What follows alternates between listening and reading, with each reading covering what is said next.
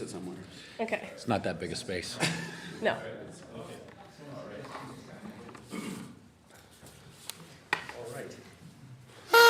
All right, good evening. You can tell it's going to be fun and exciting, right? Right? Because I got the horn, right? All right, good evening and welcome. My name is Michael Shaka. I'm your host. I'm representing Friends of Northborough for tonight's candidate event. I expect, as I said, for this to be a very fun, exciting, engaging, and exhilarating night. But that's up to the candidates. This is a crossfire style debate. So we'll talk a little bit more about what that means in a minute. But before I do that, I want to make a couple of notes. Both Leslie and Fred were invited to participate this evening, but unfortunately, they declined the opportunity to participate. So we're going to move forward. There will be another opportunity to hear the candidates tomorrow night at Algonquin Regional High School at 7:30, hosted by the Junior Women's Club. It'll be a very different format, but it should be equally informative. About tonight's format. Tonight's debate will follow what I referred to before as a crossfire style debate. If you're not familiar with that, what it does is it gives voters a clear and direct look at where each candidate stands on the issues that matter most to Northborough. This is how it's going to unfold. There's going to be two segments. The first segment will be the select board members. We'll begin with opening statements. Each candidate will have 2 minutes to provide their opening statement. We'll then move forward with 5 topics. Those topics have already been provided to everyone, as everyone may have noticed already on the flyer. Each segment will run approximately 15 minutes. The moderator, Aaron Hutchins, will introduce the topic, and each candidate will have approximately 1 to 1.5 minutes to respond to the initial topic question. We'll then open it up to a 6-minute crossfire exchange where they will ask each other questions relative to that topic or relative to their responses on that topic. Each segment will close with a brief wrap-up from each candidate, and we'll have a hard stop at 8:30 so that we can allow time for a 2-minute closing statement from each candidate. From that point, we're going to transition to a moderator portion where we will flip the table and the select board members will ask the moderator candidate questions relative to the topics that have been previously provided. So with that, I'd like to introduce you to the moderator to go over the rules, Aaron Hutchins, and thank you all for attending.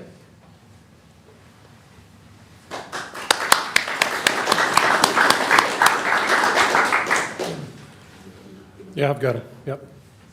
I just want to note that here, you can take the noisemaker out of it. Blow that instead, yeah. The applause was for Mike. Thank you for arranging this. So my role here this evening, at least for one night, I will serve as moderator. A few ground rules for the evening. He outlined the time limits, so I'm going to have the use of the bell to indicate when the time is up, and I've decided that I will ding the bell at 15 seconds prior to the end of the time, rather than right at the end. So when you hear the bell, you've got 15 seconds to wrap up. During the crossfire segments, hate to use that word because we're not trying to kill anybody here, but during those segments, direct exchanges between candidates are encouraged. Obviously, we encourage you to keep the conversation substantive and respectful. And the audience, I'm not sure that I need to say this, but in the event that any of you feel like you want to applaud something that's being said, please don't. We will wait until the conclusion either of each segment or at the end of the entire select board candidate debates for a round of applause. We ask everyone in the room to be professional and polite. We are here to discuss ideas, records, and vision, and the goal, as Mike indicated tonight, is to provide a debate that informs, challenges, and serves the voters of Northborough for the upcoming election. So, with that, I presume there's no questions from any of you? So, by a random flip of the coin, 3-sided coin, I've decided that the first opening statement is going to go to Mr. Ostagai, and we will go in this direction. And obviously, because Mr. Ostagai is starting this segment, when we have an opportunity to change segments, I will change the starter so that people are rotating through that arrangement. So, Mr. Ostagai, you have 2 minutes for your opening statement, starting now, sir. All right. Well, hello. Thank you. Hello. My name is Jeff Ostagai. Mike, thanks for setting this up. So I'm running because Northborough means a lot to me. I grew up here, went to school here, graduated from Algonquin in '93. My oldest son is graduating this year. My youngest is a freshman. My wife and I moved back here several years ago because I always felt a very strong connection to the community and to the schools. And I wanted my children to have an opportunity to be exposed to that as well. I've always been quite proud to tell people that I am from Northborough. I'm running because I feel like there is a disconnect between the residents of the town and the people representing their interests.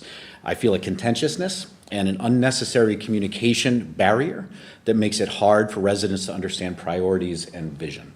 My approach to the role is simple. If you're familiar with Stephen Covey, seek first to understand. I will ask a lot of questions, but I will also do my homework. Trust but verify. I come to the table fundamentally believing that the residents of the town and the employees of the town have the town's best interests at heart.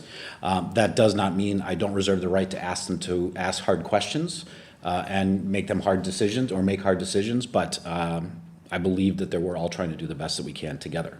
I'll be open, I'll be honest. You'll never have to question where I stand on something. Throughout the campaign, I've been very open. I don't know everything. I'm not the smartest person in the world, and I am open to new ideas.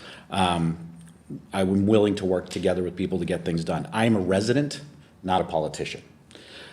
This is a challenging time economically, locally, nationally, globally. The costs we can control and costs we can't.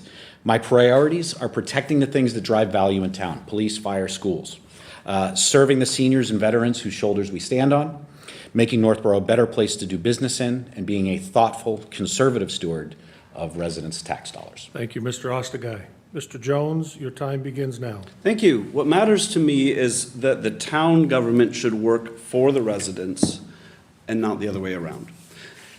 The residents deserve leaders who listen, communicate honestly, make decisions transparently and competently. The residents should feel respected, be informed, and confident that their tax dollars are managed and being carefully managed responsibly. Accountability matters. I will work every day to make sure Northborough's government earns and keeps the trust of the community. Sometimes that means making tough decisions. Would I love to have a new street sweeper? Sure. But we looked closely at every question, including that one, together with our other financial boards, and the conclusion was, right now, that's not the best decision for the town, and that was a hard decision. I'm also here to protect the budgets that the residents approve. For example, I protected $6.5 million of taxpayer dollars on the fire station project by adding additional oversight. I've been a select board member for the last year. In that short time, I've helped the town achieve major wins. We reduced the proposed $1.8 million override. We saved $700,000 in free cash for next year's needs. We lowered the projected tax rate next year by 8 cents per thousand. We closed the White Cliffs deal, which is a win-win. We finalized 5 union contracts, and there's so much more. Jacob Jones on the select board means wins and results for the town. Our finance director is again projecting a possible 2.5 override next year. We also face important decision on 4 West Main Street, a major school project, another union negotiation, and a lot of other challenges that we'll have to work through. I'd like to stay on the select board to keep delivering wins. Don't rely too much on AI, but ChatGPT described my background as combining legal, technical, and analytical expertise with hands-on local government experience. It concluded I bring the skills, judgment, and experience needed for thoughtful decision-making and oversight. Thank you, Mr. Jones. Ms. Zeiton, your time begins now. Thank you. My name is Laura Zeiton, and I've been on the select board for the past 3 years. I've enjoyed serving. The reasons that I initially ran were for transparency and accountability. And I've had a lot of fun in these last 3 years really making sure that we followed the bylaws and we've done our best to really uphold what the expectations are of the community. When I came to the select board, the first vote that I got to make was on White Cliffs, which was when we had a proposal for apartment buildings to be adjacent to the White Cliffs. It was a hard vote. It was a hard first vote. But it was very important to me that we listen to the community and feedback of the residents. Fast forward to today, that vote we ended up not voting for. Today, at town meeting, I was thrilled that we were able to have the community come together with great momentum to support a White Cliffs win for the community. Listening to the residents is critically important to me. Managing our tax rate is critically important to me. Finding creative ways to save money while also working with the people within our tax is critically important to me. I love the people that work here. I'm grateful for the relationships that we've built, and we're going to have to work very hard to figure out what we can live with and what we can wait until tomorrow for. I'm looking forward to continuing that work. I think the relationships that we've got so far, both from the community perspective, the subcommittees, the finance boards, is going to be really important as we look ahead. So I'm really looking forward to leaning in more strongly on those relationships and really helping bolster what we can do in terms of figuring out new streams of revenue for the town through economic development, with a constant eye on the cost of living and making sure that the town is affordable for those residents, for our residents, especially those on fixed income. I think that wraps up my opening statement. Wonderful. I will attribute 15 seconds to Ms. Zeiton at some future point. I'm also Rob- efficient. We're off to a good start. Thank you. So now we turn our attention to the 5 topics that have been selected, not by me, I will point out. It's my prerogative now to introduce them and to assign a speaker rotation. As Mike indicated, this first portion is going to be essentially a 90-second initial response from each of you on the topic. And at the conclusion of your 90-second responses, there will then be a 6-minute engagement between the 3 of you. And, obviously 6 minutes goes by very quickly, so we're hoping to proceed in a manner that allows everybody an opportunity to participate equally. All right, so the first topic, and I won't start the clock yet, obviously, but the first topic is activity versus productivity in town government. I'm not sure where your thoughts are going on that, but if you need sort of a primer, I would say, how do you distinguish between a town government that is busy and one that is genuinely productive? Mr. Jones, 90 seconds starts now.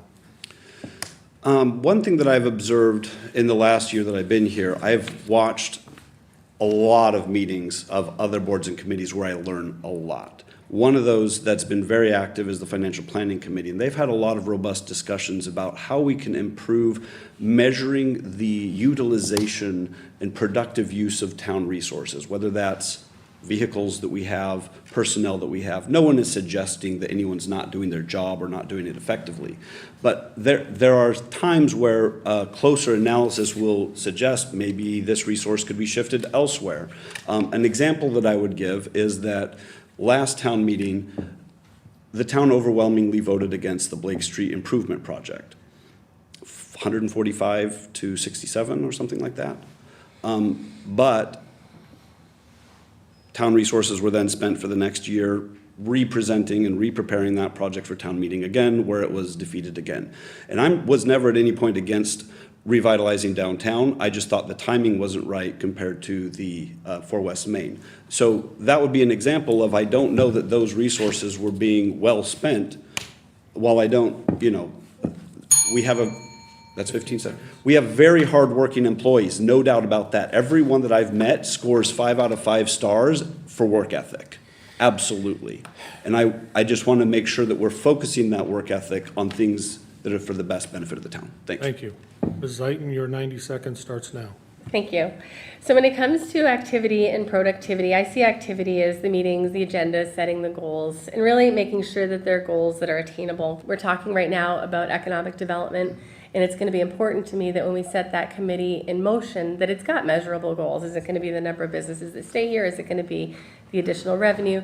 We've got to figure out what that's going to look like, but really getting our committees into that behavior is going to be very important to me. When it comes to productivity, we're talking about problem solved, projects completed, services improved. I really love the White Cliffs story, mainly because we had such a resounding success for it. I want everything to get that kind of support, either for or against, where everybody comes together to work towards that common goal. Another important meeting that we've had for the last 2 years was the Financial Summit. This is an event that's hosted where town staff comes to meet with the boards, the committees, and the public to talk about their needs for level service versus level funding. As a community, we're going to really need to figure out what we do and don't want right now to figure out how we can save money and really shifting the mindset around that.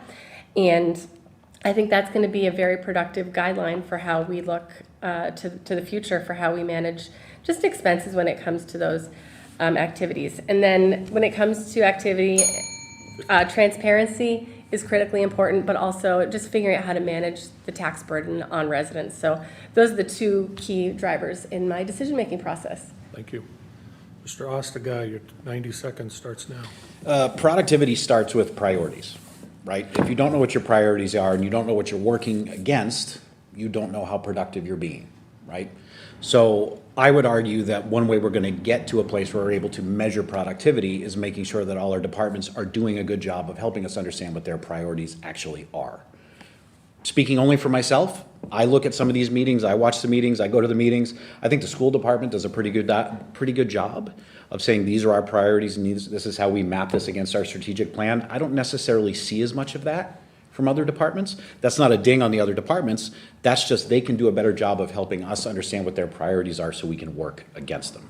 If we have priorities in place, it's easier to streamline our conversations. It's easier to streamline conversations around budgets, and it's easier to report back to the residents in the town how well we're doing against those, right? It can be as simple as a red, yellow, green dashboard, right? Any department that has priorities and goals in place, it doesn't have to be a hugely complex set of data and things that are hard to understand. Just red, yellow, green. How are we progressing against these? If you have 3, 4, 5 strategic priorities, how are you measured against those priorities? How are you tracking against those priorities in this particular time frame? Thank you. All right, so let's move into the 6-minute segment where you each get to talk to each other. Not exactly sure how this is going to play out, but here's what I would suggest. At a minimum, we're going to start with Ms. Zeiton with the opportunity to ask the first question of either of you.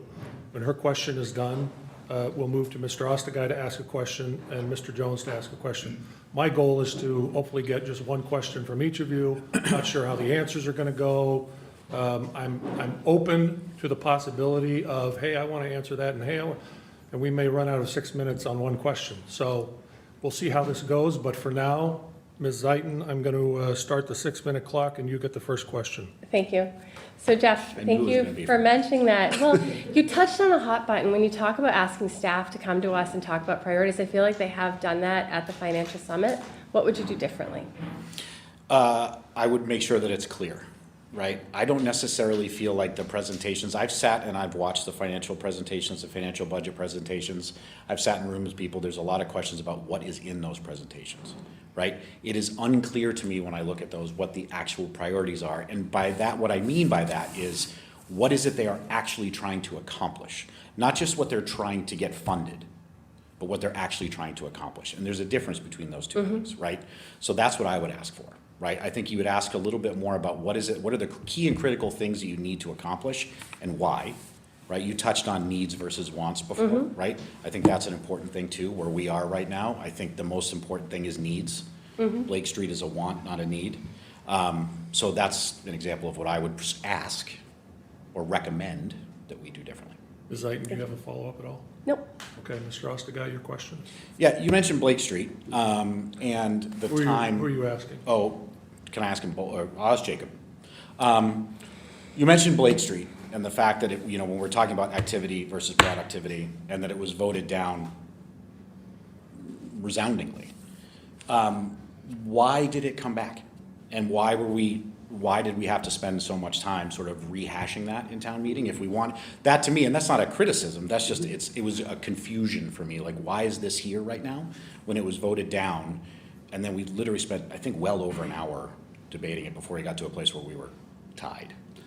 My friend, you're preaching to the choir. I'm so afraid to say, Yeah. because I agree. And that's with fine. everything that you just said, and thank you for highlighting those. And I asked myself those questions. I'll try my best to answer because, again, this being my first year, there's a lot of learning the first year. So what I understand is that a focus group, not appointed by the select board, not appointed by anyone that I know of, but just a focus group of smart individuals who had good intentions, were formed to give advice to the planning director about what to do about Blake Street.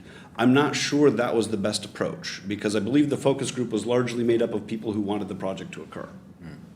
So you're kind of pre-setting the outcome by who you put on the focus group. Sure. So I'm not sure that was a great idea, but I didn't learn about it until like months into the focus group, and then I hear about the focus group, and I hear about the plans, and I hear in various committees, we're still talking about this. And then it got to community, where the select board was asked, do we submit a letter of recommendation for the CPC application? The town is the applicant for the CPC. Right. The select board didn't support applying for CPC money at the time we were requested. If I had a do-over, maybe I would have tried harder to convince my fellow board members to say, let's actually make a vote to instruct the folks to not proceed with this. Look, and I'm not saying we didn't Jones, learn a I'm lot. going to stop you there. Thanks. Do you have a follow-up question? No. Yeah. Okay. Thanks. So just in the interest of fairness then, Mr. Jones, I'm going to ask that you ask Ms. Zeiton your question. Sure. So as I came to the board, I felt a lot like the select board puts out a lot of fires. Like, they're not all fires, but like we're reacting to what's thrown at us. A new alcohol permit, a new business permit, a new this. And a lot of that's routine stuff that pretty much is unanimous most of the time. So there's a lot of reactionary work that we do. And it felt like it took a little bit of speed before we got on top of our goal setting and being proactive with where we wanted to direct. Question, Mr. Jones. What would you suggest we do differently this coming year to be more proactive than reactive? I think our board and our staff there's been a lot of turnover since I got elected. We've appointed 2 interim town administrators, a town administrator that resigned, and now Steph. So I think there's been a lot of changes. Now that we've had Steph, our town administrator, in the seat for over a year, we've got some nice cadence going, and having more open communication with her just to really take those goals and help move them forward. I think it's just going to get a little bit more gelled now that we've got people in seats for a longer period of time. And just making sure that we're focused on the same goals, looking at those goals that we had set out, making sure we're taking actions to accomplish them, and just really relying on the relationships that we've got so far. Does that? Okay, so we are at 5 minutes right now. So in the interest of trying to stay within our boundaries here, am I correct, Mike? Now everybody gets an opportunity to wrap up on this presentation topic? Yes. Okay, so where did I leave off on first? You had, I'll yield the floor. all right. Laura had the first question. Why don't we go back to you, Jeff? Wrap up thoughts on this. Sure. And keep it to 60 seconds or less. Sure, I'll stand by my opening statement on this, right? I think, there may be different departments and different meetings and different times where people are articulating their priorities. I think we need to start there, right? I think priorities are the first step to getting to a place where we can determine real productivity. Okay, Mr. Jones? Yeah, I yielded, so I'm done, I guess. Okay. Thanks. Ms. Zeiton, anything else? I've stated the points. Okay. So, according to the proposed rules, this would be an opportunity if you want to applaud. You don't have to. We can save it for the end, but we are done with topic number 1.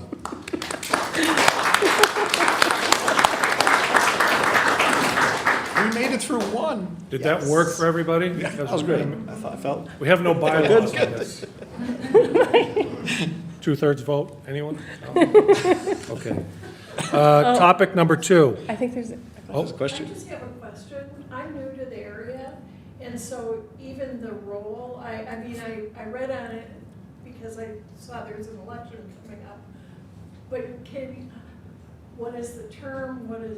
Can you introduce the function a little? we will, I think tomorrow night you have an opportunity to ask questions directly. I think that's a different format. Tonight, unfortunately, you just get to sit and listen. But after this is done, if your question isn't answered, then please go up and approach one of them, Fair enough. and I'm sure they'll talk your ear off. Okay. Topic number 2.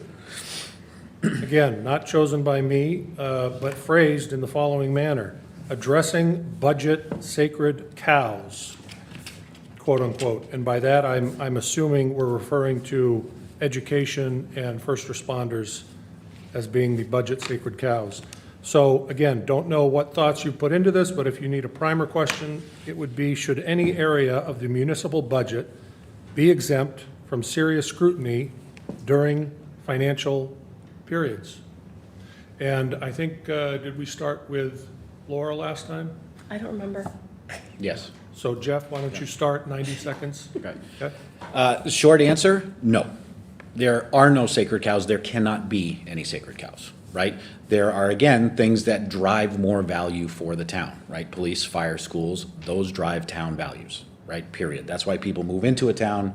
That's why people stay in a town. However, that doesn't mean that we can't ask them to make hard decisions and make hard choices. So again, I mentioned needs and wants before, right? I mentioned the idea of coming to us with a matrix of needs versus wants. Coming to us with a matrix of costs we can control and costs we can't control, right? There's plenty of costs that go into these various budgets we cannot control. Clearly on the school side, special education, all the way across the board on pensions and insurance. Those are costs that can't be controlled, right? If we start with those costs with an understanding that they can't be controlled, then it doesn't muddle up the rest of the process by trying to sort of fit square pegs into round holes. Again, long way of saying there are no sacred cows. However, we do need to prioritize based on what drives value for the town. I lost my train of thought there. But no, my short answer is no, there are no sacred cows. However, there are priorities and there are things that require greater scrutiny than others. Thank you. Mr. Jones, your 90 seconds starts now. Thank you, Mr. Moderator. Again, I agree with my friend with his conclusion on the question about no department, no role should be exempt from being analyzed to see if the resources being provided match the needs of the mission of whatever department it is.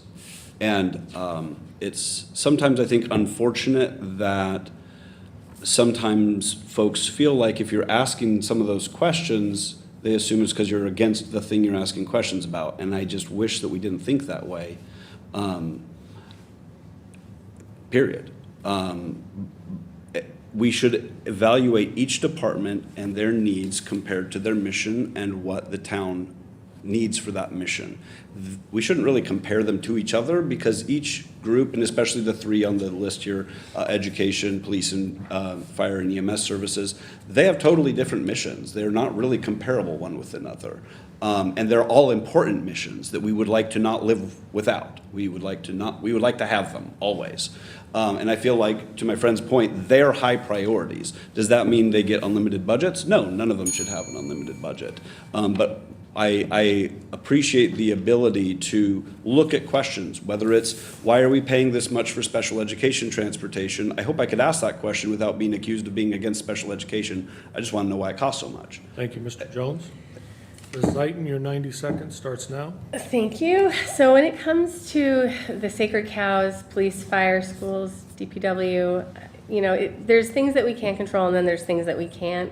Health insurance has been this wild roller coaster of cost increases, and we always find out at the 11th hour that they're spiking, and it's a panic because then we're like, where can we pull things back? And it's unpredictable. That, unfortunately, we can't control. There's predictions that hopefully it's going to level out with some changes on the state for what's covered and what is not covered, so I'm hopeful that that will level out and make it easier for the rest of us to really figure out our budgets. Special education, the tricky part of special education costs is that we approve it now, but we won't know what the actual cost is till next year because it fluctuates based on needs, and we don't know that until the school year starts. So hopefully that as well will become a little bit easier. Just in government finances, we want to be predictable and to understand, what we're looking ahead to, because budgets, we don't like to have any surprises in the budgets.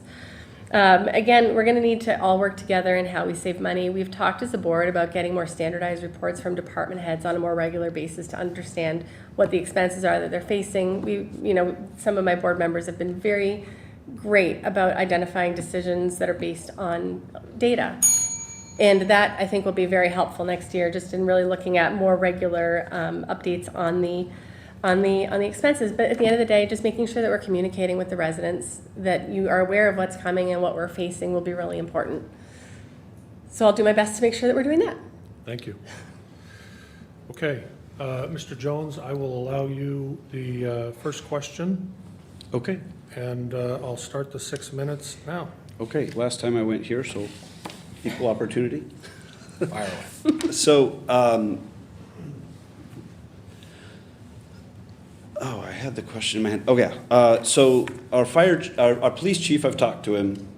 He believes we need, or it would be beneficial to the town to hire in the near future additional public safety officers.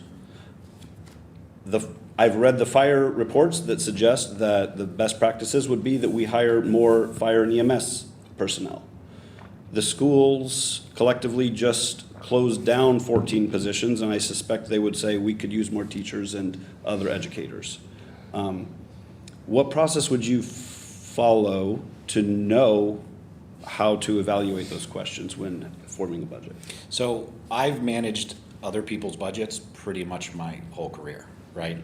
Working in marketing and rev ops, that's what I do. Oh, sorry, the microphone over here, sorry.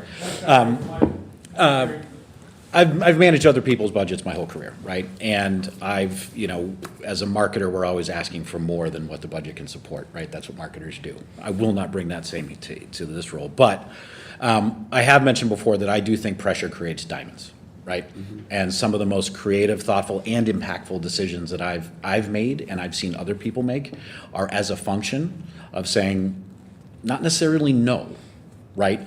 But go back, take a hard look at your budget in its entirety and figure out where we can move things around to fund other things. So again, it's not a, to your point, it's not a hard no. Mm-hmm. It's how can we get to yes, or how can we get to some variation of yes, right? And I think when it comes to budgets and when it comes to making decisions, I think sometimes applying pressure is exactly what is needed to come up with, for lack of a better term, creative solutions. Mr. Jones, any follow-up?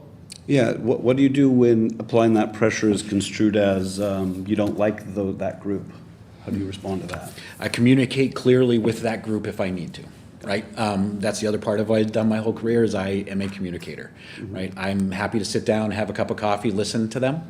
I'm also very happy for them to tell me that I'm wrong, mm-hmm. and I reserve the right to change my mind, right? If I can be pulled in another direction or convinced otherwise, that's fine too, right? I'm not in a position to be rigid about anything. I think the position is to make the best possible decisions for the greater good. Thank you.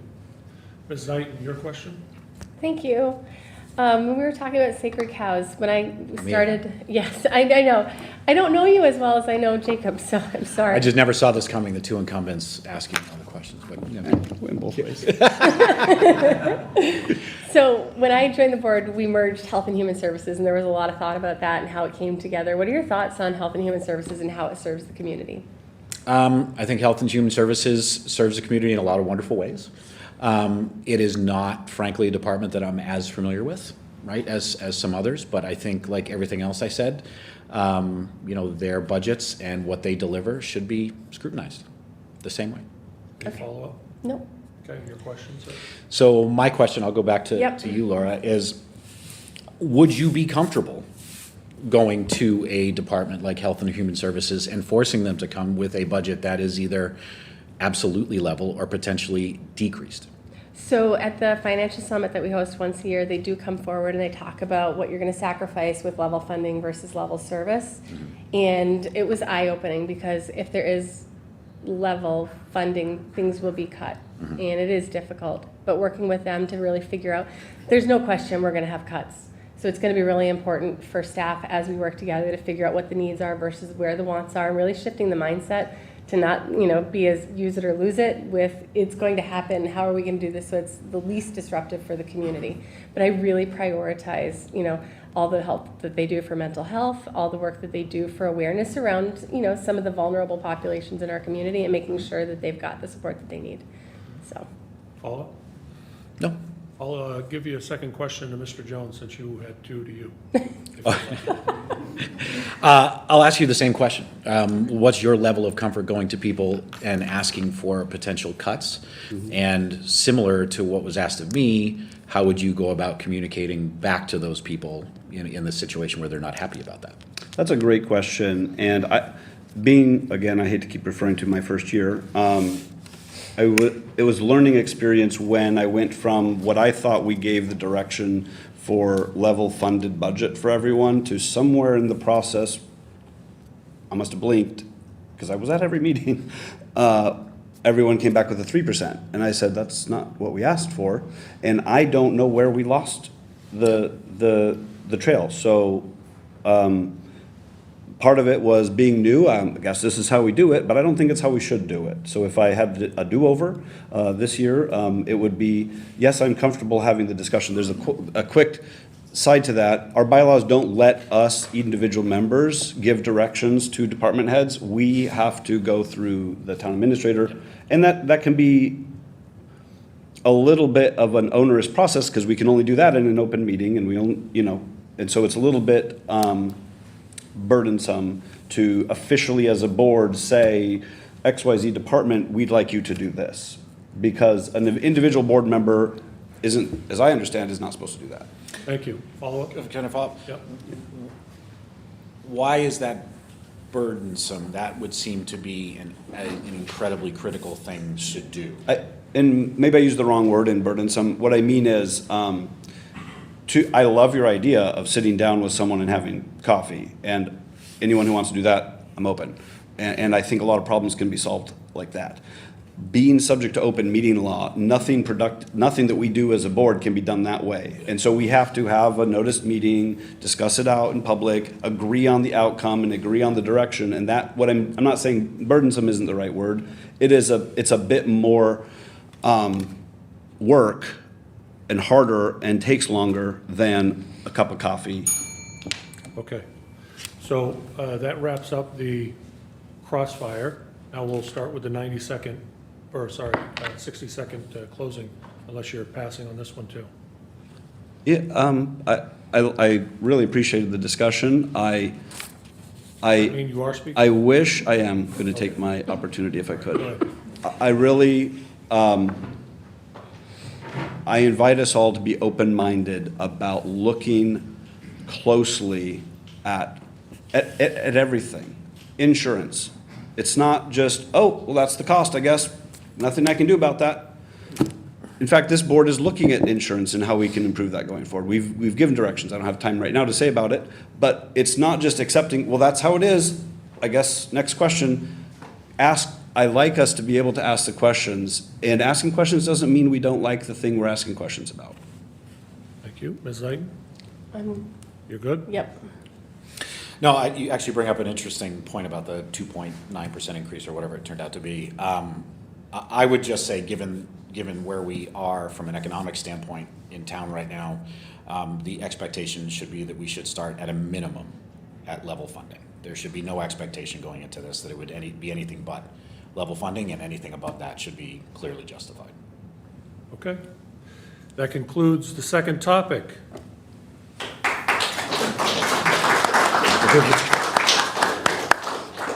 All right.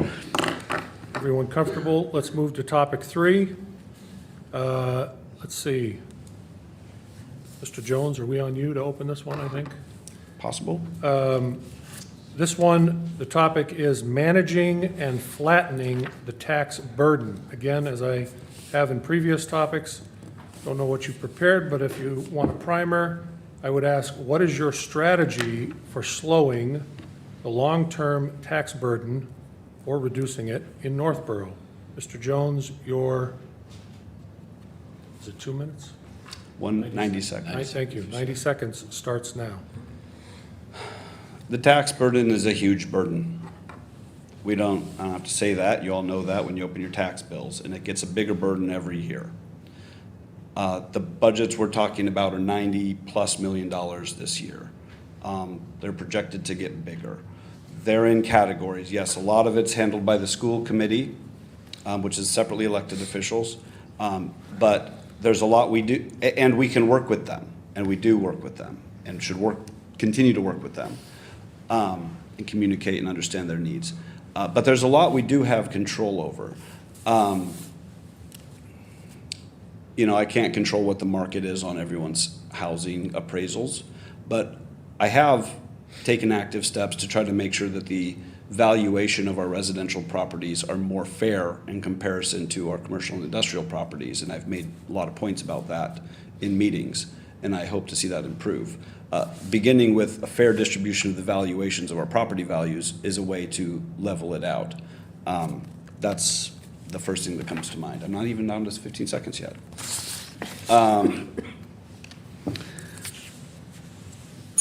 Okay. Valuations have to be fair across all property types. That will help distribute the tax burden. Bringing in new revenue, like my friend said, helps as well, but it's not, it's the elephant. Thank We you. gotta take it one bite at a time. Small numbers add up to big numbers. That's what I was trying to get Ms. at. Zeiton, your 90 seconds starts now. Thank you. When we talk about flattening the tax burden, again, transparency is really important to me, and making sure that we're managing your money efficiently is important. Again, we can't cut health insurance. That is what it is. Hopefully, that will level out special education and contract obligations. We have to work from that.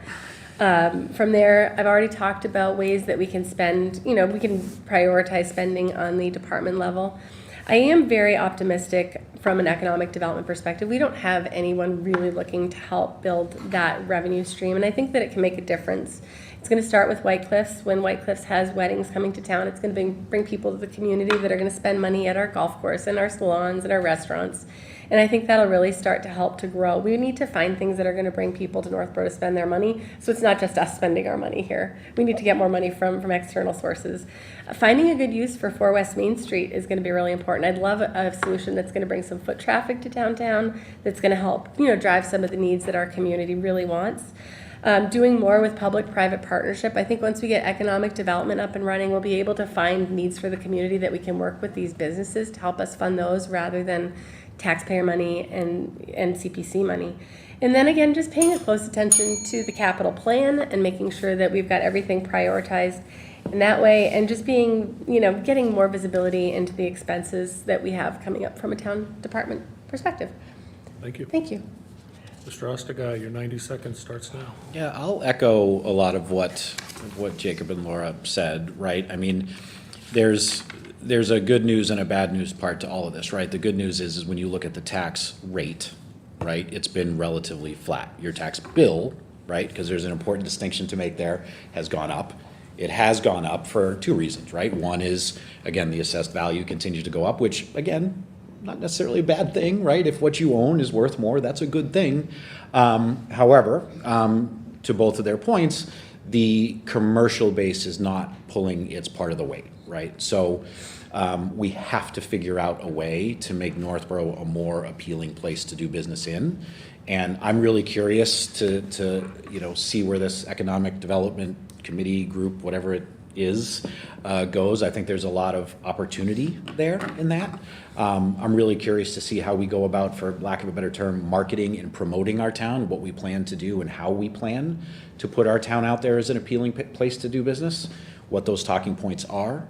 I think that's going to be really, really important. I think, yes, we have taken some important steps with White Cliffs. I hope we can take some more steps with 4 West Main, but there is work to be done, and the primary goal should be trying to make sure that commercial base starts to pick up more of the load on the residential side. Perfect.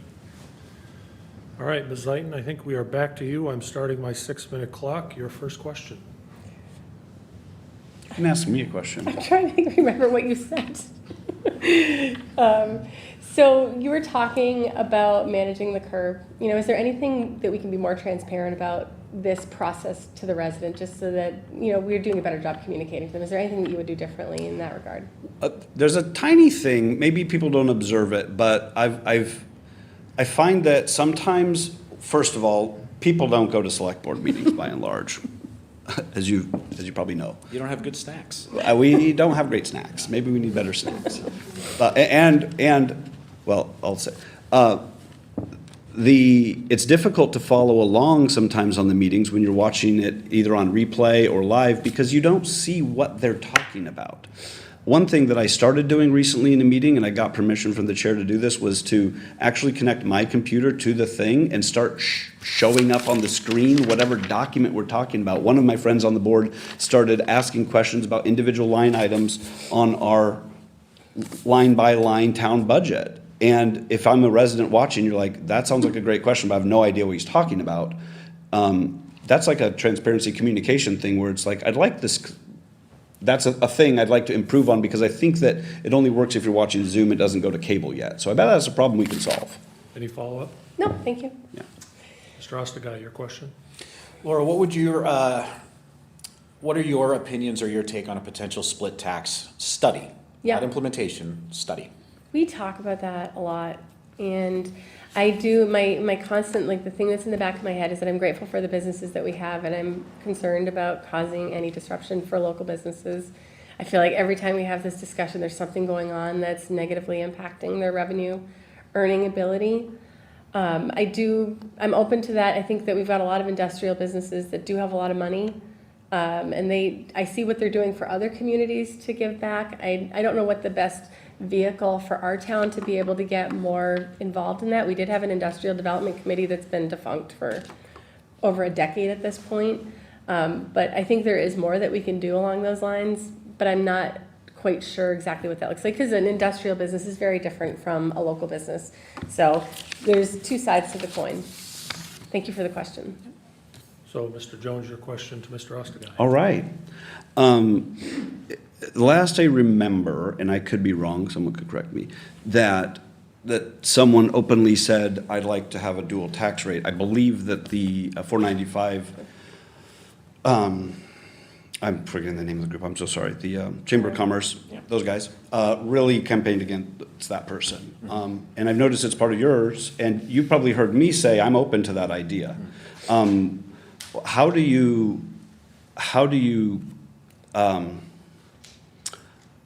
you deal with the opposition you get from the business community when you want to consider, which I agree with you, consider as an option a dual tax rate when there's a lot of reactionary,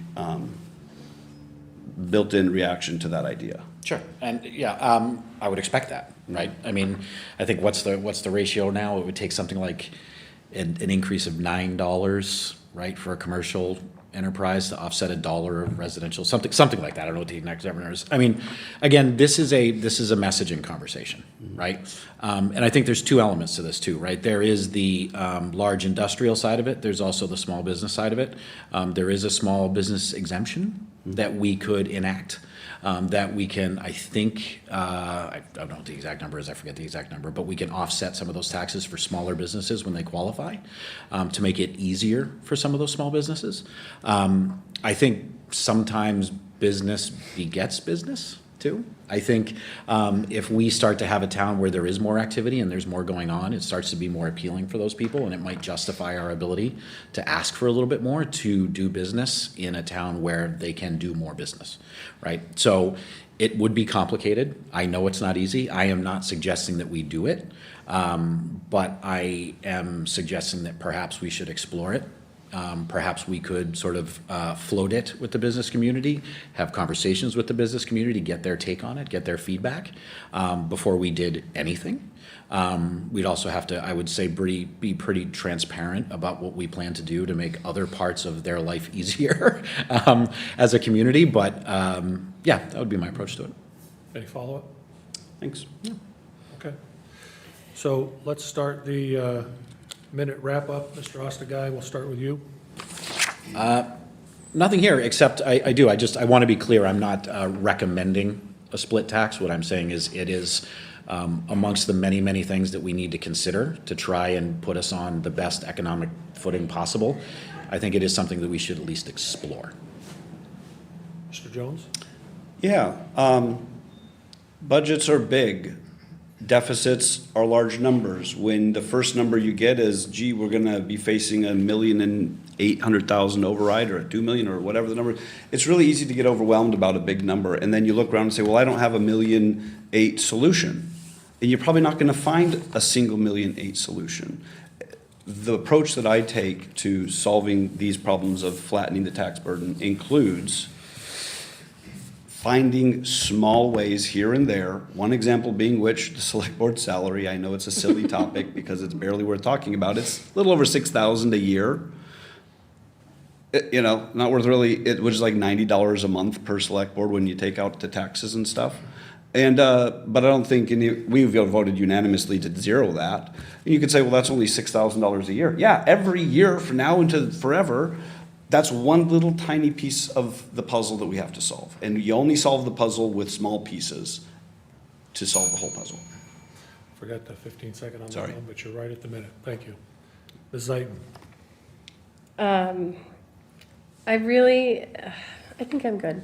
You understand? Yeah, I'm standing. Okay. Thank you. All right, we are moving through efficiently. That is topic number 3, audience.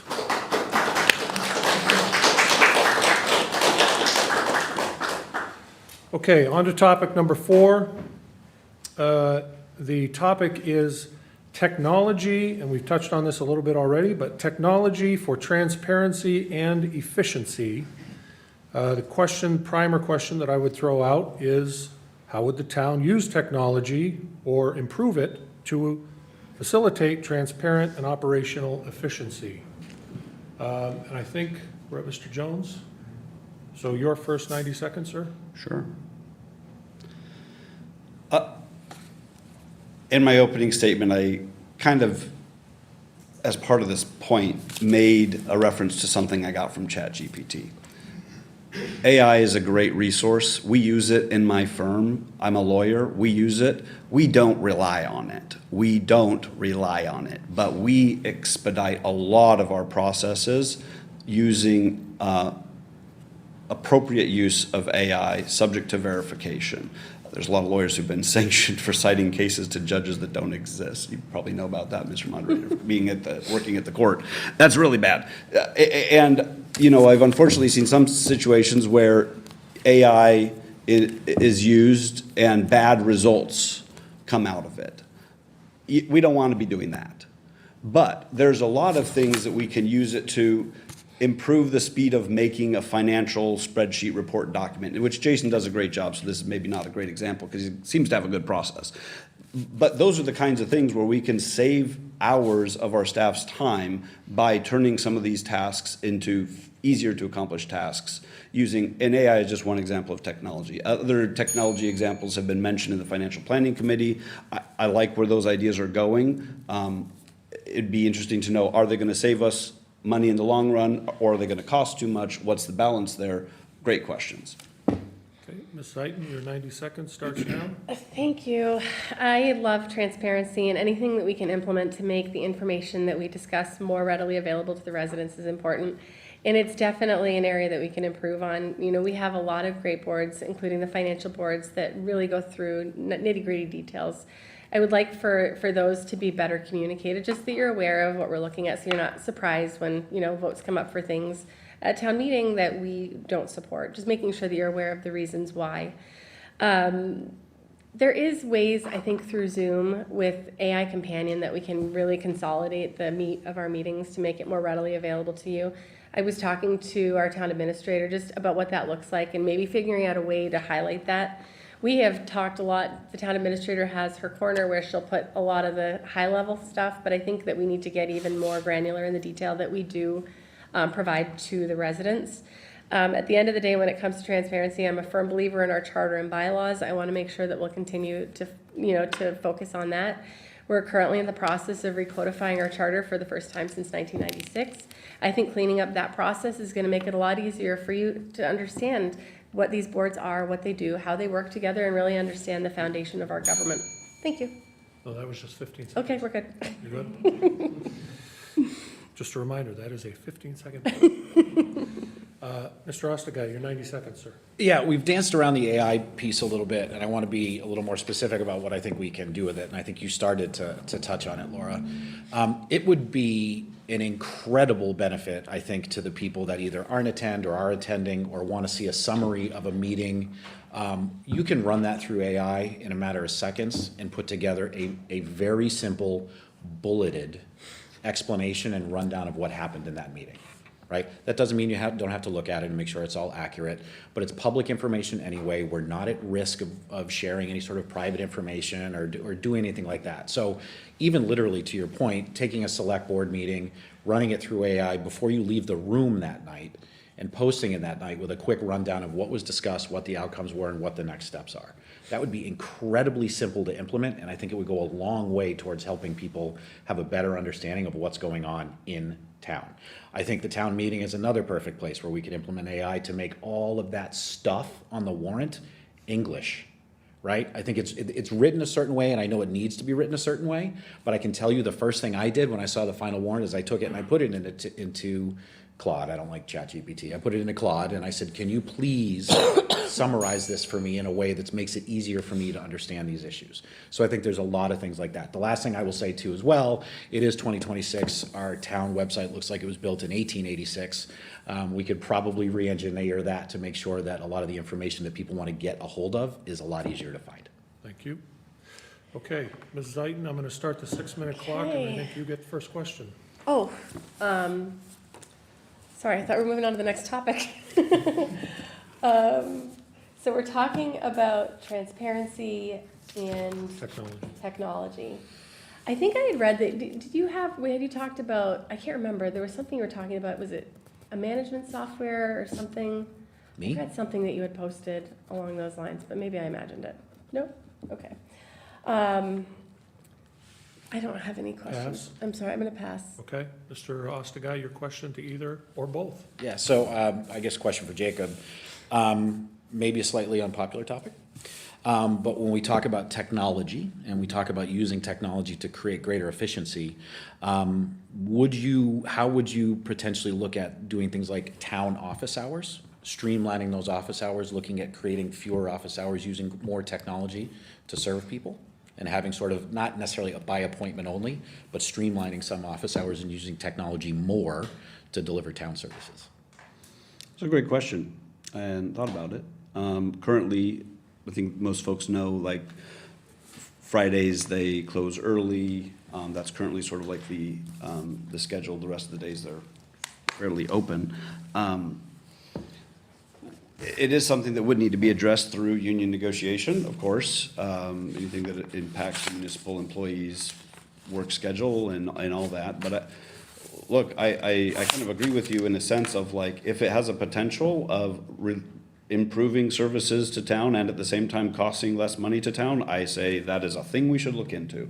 And so I don't want to sound like I'm against it. I'm just like, there are steps that you'd have to do to make sure all the stakeholders agree with whatever we're doing. So not a bad idea. Follow-up? Nope. Question for Laura?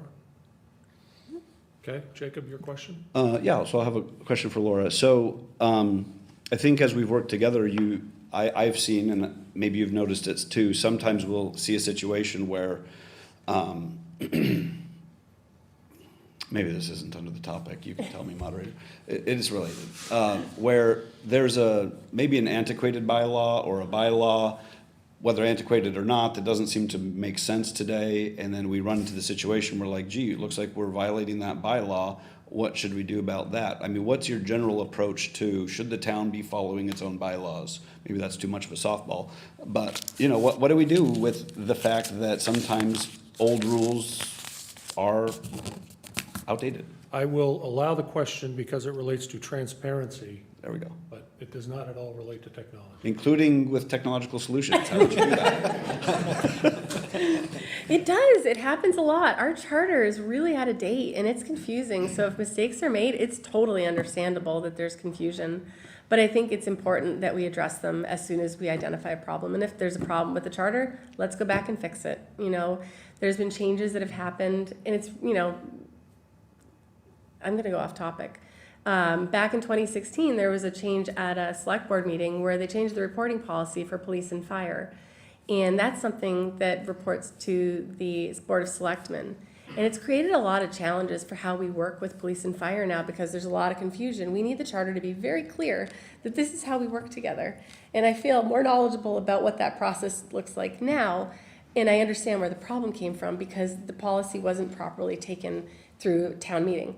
By comparison, when we merged the finance director position and we separated it, you had to go to town meeting and understand what that meant and why that was important to us. That's how charter changes should happen. So I really want to make sure that once our charter is recodified, that we all understand it and we follow it. That was a softball. Thank you, though. Follow up? I like the charter. Yeah, I mean, yeah, so you agree the town should be following its own bylaws, and when the bylaws don't make sense, change the bylaws? Yes. All right. All right, let's move to closing statements. Thank you. Mr. Ostagai, or not closing statements, wrap up for this particular topic. Mr. Ostagai, technology, transparency, and efficiency. Go. I don't have a lot beyond what's already been said, except to say I think there are some very, very, very simple, low-risk things that we can do that can make communication and the distribution of information to everybody in town much, much clearer and easier to understand. Okay, Mr. Jones? Yeah, I think more information at more people's fingertips is an improvement. Sometimes I feel like sitting on the select board, you're only getting a piece of the puzzle, and it's not that you don't trust the person explaining it to you. You absolutely trust them, but you want to understand it, and sometimes to understand it, the way my mind works is I'd like to know the data and the process by which you're feeding me this information, and having an easier way to just exchange information freely, whether that is, there's a lot of examples, and some have come up recently in select board meetings, but it shouldn't be a struggle for the select board to be able to find out how much we're spending on XYZ during the year. Right now, it's a bit of a struggle. I think we can use technology to improve that. Okay. Again, it's a 15-second bell. It's not a cutoff. I will finish this one up. All right. So I definitely realize that we need to do a better job communicating to the residents, but I will make a quick plug. You can sign up for town news by going to the website and getting notified about agendas and minutes. Town administrator's corner is also there. So feel free to do that, and I definitely will hope that as a board we'll continue to prioritize better ways to get you information. Is that okay? Is that within the confines of the Yeah, topic? no, please, go. Okay, I'm good. You're good? Okay. All right, so that concludes topic number 4, audience.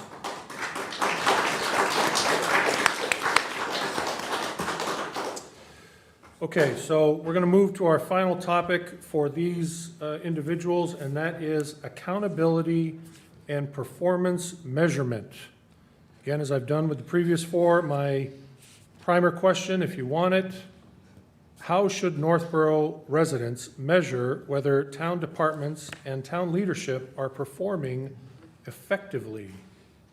Why don't we start with Mr., is it Mr. Ostagai? Did you start last time? I think I started last time. All right, so Laura, please, Huh? 90 seconds. Okay, thank you. When it comes to accountability and performance measurement, one thing that I've loved about 2 of the recent members that have joined the select board is that they're very driven to bring more data to decision making, and I've learned a lot from some of what they've brought to the board, and I'm grateful for that. I do think we need to think more practically around areas that can be streamlined, in terms of our budgets. I'll continue to work with administration to make sure that our estimates for projects are more in line with what the projects actually cost. We tend to overestimate, and then it's nice when they come in less, but we need to figure out a way to get that money back to the residents, without going through all of those steps where we have things high, they come in low. It's creating a lot of extra money for free cash, but that's not helping in terms of the tax burden. So just looking at that policy a little bit more closely. I do think we need to budget honestly and make sure we're getting really accurate information for the costs of what we're doing.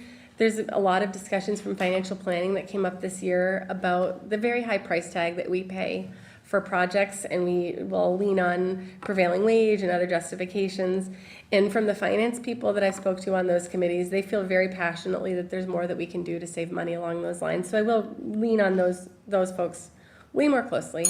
And then last, again, working together, even as communities, like if you've got thoughts about what you want versus what you need, please reach out to the board. We've really demonstrated our willingness to listen. So please be ready to send us notes with your thoughts. Thank you. Thank you. All right, Mr. Ostagai, your 90 seconds starts now. All right, I think I'll be pretty brief with this one because I think I already answered it earlier, but I'm a marketer. I love a good dashboard, right? And I think if we can get to a place where we have our departments, as well as our committees, our boards, are able to clearly articulate and lay out what their priorities are and what their goals are, we should be able to have a very nice, clean, easy-to-read dashboard. Like I said before, even if it's red, yellow, green, right? Progress status against certain initiatives that anyone in town should be able to see at any given time, right? Even if it's updated quarterly or weekly or even monthly. I think if we can put together something that makes it clear what we're working towards, we should be able to make it clear how good a job we're doing working towards it. Well done. Yeah. All right. Mr. Jones, your 90 seconds starts now. Thank you.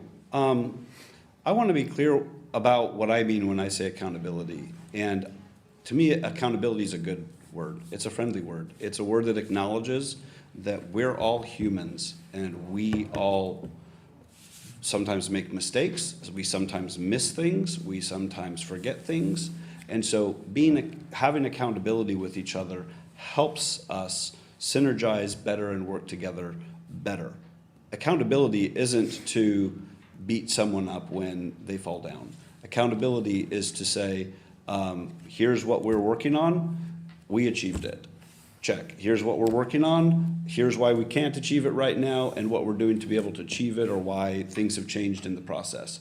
Check. I just came here from the Fire Station Building Committee meeting. I just got this financial status report, which is a great report that our owner's project manager gives us so that I can see where we are at various aspects of that construction process. This is part of accountability. And to me, asking for accountability shouldn't trigger the feeling that we don't trust. It is that we do trust each other and that we want to help each other make sure that we're not missing things. And I think that's important. Okay. So let's go to the 6-minute portion of this with questions. And I think, Mr. Ostagai, you have first question. Sure. I will send this one. Laura, you can get this one. So when we're talking about performance measurement, we're talking about accountability dashboards. If you were to say the 3 to 5 key metrics that the select board should be measured on, what would you say those are? Oh, that's a good one. So our job is to make sure that we're, are we properly responding to the requests of the community? I know that the feedback that we get regularly is from people regarding the tax rate. Are we doing enough to manage it? There's a lot of concern about the affordability of living in town. So really making sure that we are focused on managing the affordability, working with the town administrator per the charter, which we had said, making sure that we give her very clear guidance about what our expectations are and how we work together. And, making sure that Northborough remains a town that people can live in, businesses can be present in. And I think just at the end of the day, making sure that those factors are acknowledged. But I appreciate the question, though. Thank you. It's worth thinking about, right? Yeah. Follow up? No. No? Mr. Jones, your question? Okay, the last one went to you. Okay. So we'll switch. Okay. So I really appreciate this format and everyone coming here, and I appreciate both of you and you. No closing statements. This isn't it. This is a question. Okay, so I don't want this to come off the wrong way, is what I'm trying to say. I know a year ago, you were one of the candidates for the sitting position, and I frankly liked a lot of the things you were saying. They picked me, I'm in the seat. Over the last year, I like a lot of your ideas, but help me understand what steps you've done over the last year to help the town implement those ideas. I'm not sure I understand the question. Yeah, so you've, if I could clarify? Well, I was going to clarify, but you can clarify. You asked it. Sure. I like your ideas, but I hadn't heard them prior to the last couple of months about, and particularly just the last comment you made, for example. Why haven't we heard them before? Because I hadn't decided to run yet. Okay. So you can only share good ideas with the community when you're running for office? See, I would have appreciated you sharing them with us all along the way, because I think they're good ideas. Thanks. I have other things I have to do, right? I have plenty of other things that take up my time, right? And once I made a decision that I wanted to get involved, I got involved.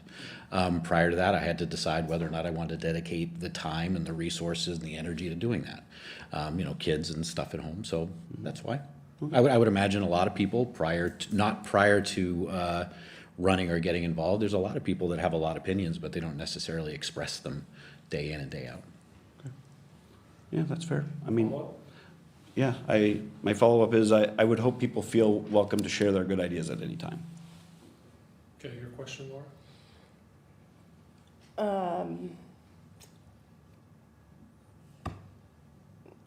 I don't have a follow-up question, I'm sorry. This format is definitely tricky, so I apologize. I'm not good, like, It's okay. this back and forth part. It's okay.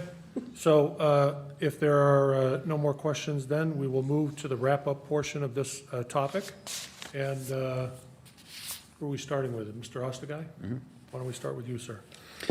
Yeah, not a lot to add. Like I said, I think I've kind of beaten this horse quite a bit. I think there's probably a clear path to us being able to, develop some priorities and goals that people can measure various departments against and make progress against those pretty clear. Okay. Mr. Jones? Thanks.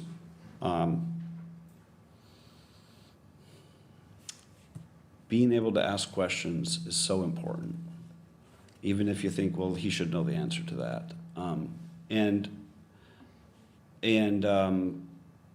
Being subject to open meeting law, it's hard to ask those questions other than in your open meetings. I wish we had a better way, but then being a body subject to open meeting law, it's really hard to circumvent open meeting law, and you wouldn't want to. It exists for a reason. So sometimes accountability can be hard, and sometimes it can be difficult to be held accountable. But I hope that as a community, we can understand the need for hold me accountable, to hold each other accountable. Okay. Laura, your wrap-up on this topic? I'm good, thank you. You're good? Yep. Okay. That concludes topic number 5.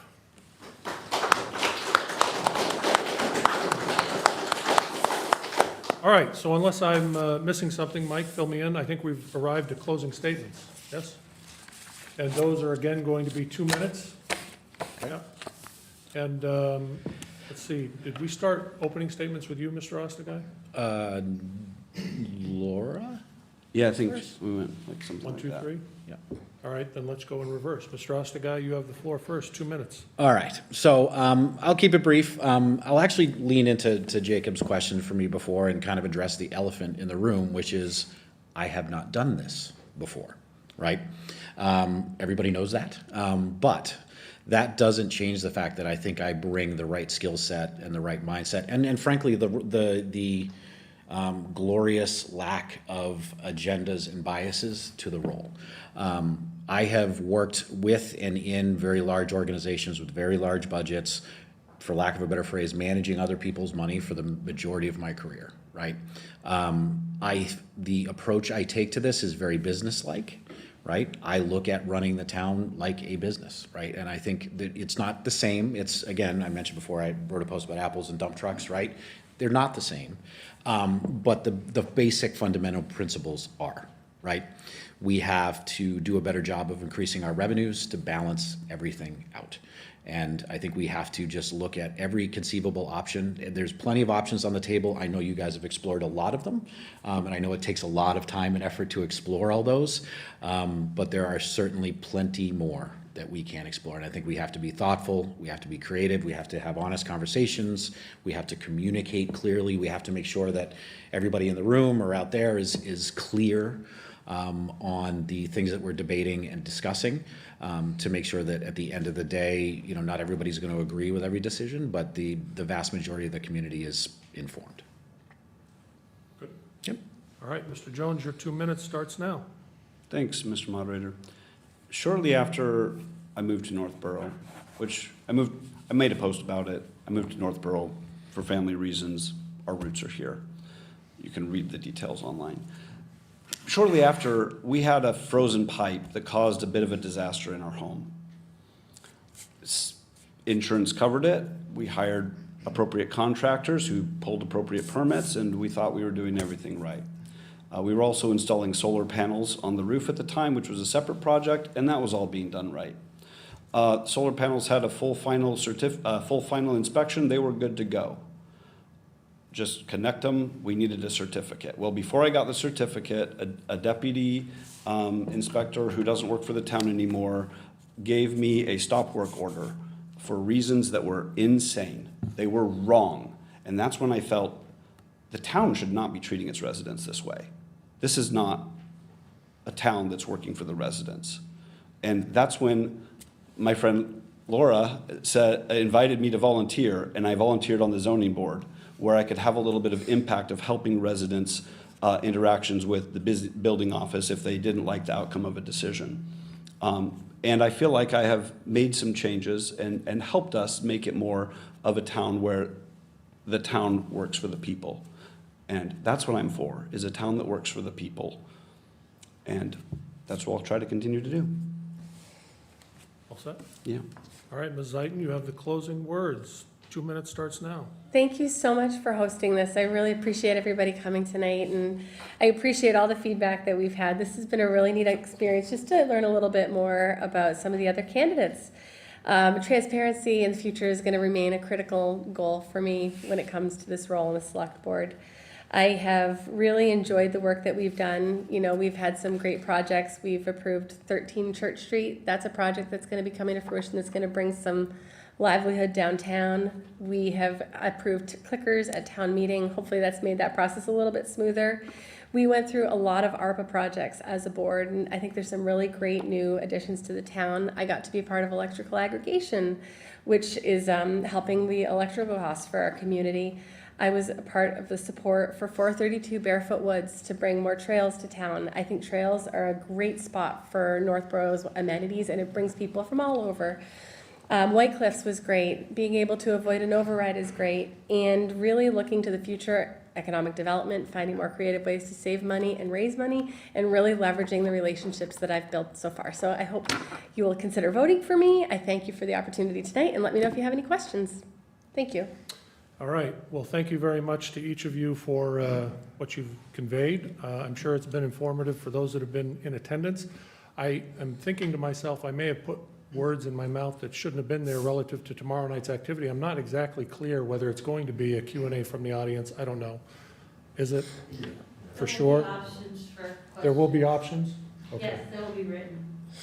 Okay. So I guess my encouragement to you all would be, if you heard something here today that you're like, hey, I want more information about that, then you have the option of writing a question that could be considered to be asked tomorrow night.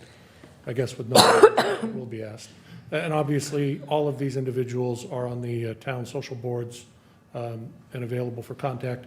I think at this point, before I allow you to give a round of applause, I think at this point, what we're going to do is just take a 2 or 3 minute break so that we can set up for the second portion, which is essentially a spotlight on me, if that's something that you want to stay for. So we'll take 2 or 3 minutes to set that up. Keep the cameras rolling online because we don't want to lose anybody. But otherwise, a round of applause for our 3 candidates.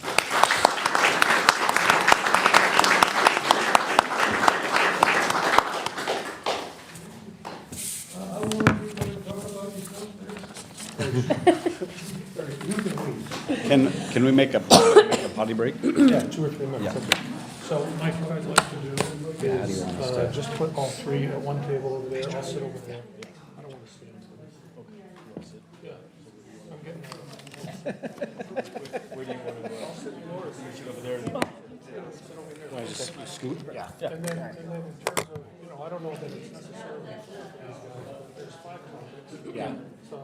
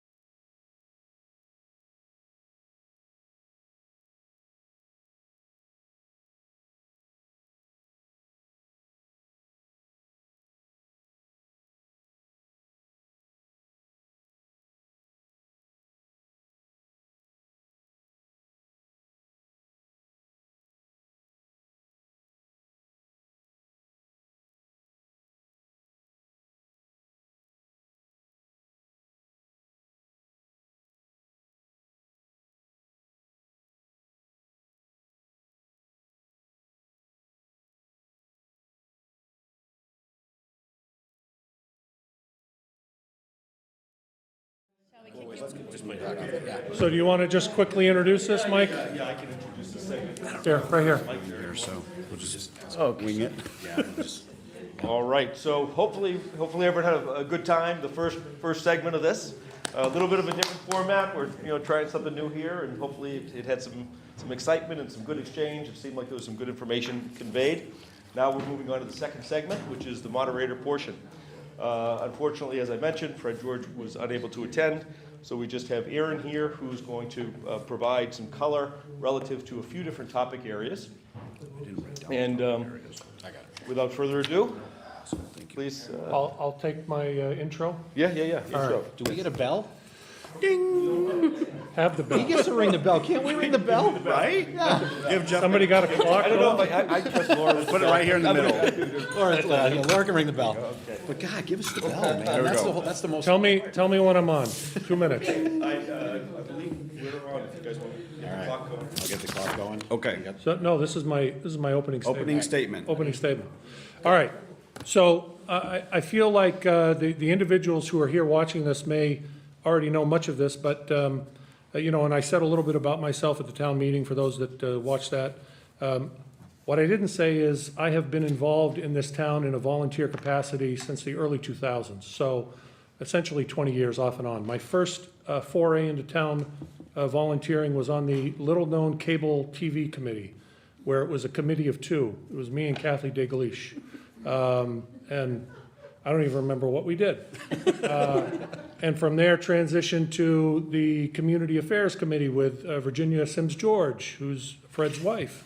And then I think I was elected to the Select Board, which then was the Board of Selectmen. And then through the former superintendent of schools, I was selected to participate on 2 or 3 principal search committees for principal changes in town. I recently completed a term on the Town Office Feasibility Study Committee. So it doesn't matter. Oh, and also probably, most noteworthy, I did the naming subcommittee for Algonquin, which is the committee that determines what portions of the building are named for anyone, if at all. We didn't name anybody during the term that I was on it. But anyway, my point is I've served everywhere that I could, not everywhere, but in as many different varieties as I could. I'm no stranger to service. So why am I running for moderator? Because those that have known me over the past 20 plus years approached me after the last couple of town meetings and said, please, would you consider running for moderator? So this was by invitation of those that have known me over these decades, 15, that asked me to consider this role. My employment is such currently that I'm prohibited from running for anything that has sort of a partisan view. So this is really the only thing that I could run for in my current employment status. So that's why I'm running. That's a little bit more about who I am. So I think that's my opening statement. All right. Topic number 1. First topic, I'm just gonna jump for in it. here. Go for it. Scope of moderators' appointment powers. And I want to clarify, I don't think any of us would say we're partisan either, but I understand your limitation. Yeah. Agreed? Yep. Yeah. No primer question? You just want me to roll into it? No. Scope of moderators' appointment powers. Before we pepper you with questions, do you have a preliminary 90-second comment on this topic? Sure, yeah. So my preliminary comment on the scope of the moderator's appointment powers. I am aware that the moderator appoints to financial planning, appropriations, personnel, the defunct Municipal Code and Bylaw Committee, current defunct, and also the Earthworks Board. I think those are the committees and boards to which the moderator has either joint or exclusive appointment powers. As I sit here today, I have no idea how that process works with our current moderator. I feel like I'm a pretty involved resident in Northborough, and over the course of my years, I can't recall getting communication through email, which I've signed up for, all the possible email communications you can get. I don't recall any communication from the town saying, Mr. Moderator is going to be accepting applications for this position, and, interviews are on this date, and, come and observe. I've never seen that to my memory. I don't know why that doesn't exist where we have other boards and committees that maybe go through a more public process. So I'm certainly open to that. Is that my 15 second? And And anyway, so my first, if I were elected as moderator, I would meet with all the individuals on the current boards and committees, because I don't know if any of them are going to jump ship if a moderator change occurs. But I'm hoping for a more transparent process relative to the appointment powers. So that's my opening salvo on that. If my opponent were here, I would ask him, how he currently appoints. I have no idea. I don't know if you all know as current members of the select board. We don't, we're not involved, Okay, I would as far as I know. all right. So, it would be, again, my preference that the process be a little bit more transparent and public and open, and that maybe the select board and I can work, if I'm elected, collaboratively to make sure that these roles are filled. I also will acknowledge, I don't know where we're at, actually, in the time. well, this is my 6-minute back and forth with myself. Oh, we haven't asked a So, question anyway. yet. Anyway, but I'm going to keep it very short. What I was going to say is, I recognize it's very hard to get volunteers in town anyway, right? I mean, so to make it a more onerous process for people to come in and volunteer might push people away rather than bring people in. So maybe a quieter process is more preferable for some people, but so we got to find the balance. I'm not sure how it operates currently. I know I've stated what I'm looking for, but I also recognize you take volunteers as you can get them, because so many of our boards and committees are unstaffed. I will also say, no, this is my 6 minute. I will, She has a question. oh, We have questions. geez, We're supposed to ask you, I think. okay. Getting a nod? Sorry. It's okay. I thought it was a Well, thank you. 6 I minute hate to back make a and forth. point of order, but we are out of order, I my friend. appreciate your answer, and I think town meeting's important, but the appointed roles are so important to the select board. They're the check and the balance to our work. You said the defunct municipal code and bylaw, that's a really important committee that I think needs an honest look at appropriations, finance. We have to be really involved there. So I would love to hear what you would envision. Let's assume that people, if you're getting involved in government, there's going to be a lot of transparency, so you've got to be comfortable with that. In a perfect world, what does your appointment process look like? Well, I think it mirrors some of what we have already, which is, you put out the request for applications, there's a due date, and then it's all very public online, in terms of my single interviewing of the individual, or if there are others that can be brought in on the process. Again, as it stands currently, I don't think we have any basis by which to determine how it happens, so, But it is important. so It is Thank important, you for the yeah. answer. question? At the last select board meeting, one of the select board members, not me, full disclosure, mentioned on the things to think about in the future, possibly evaluating. Obviously, this would require a lot of input from a lot of people and a charter change, I think, which is a 2/3 vote at town meeting.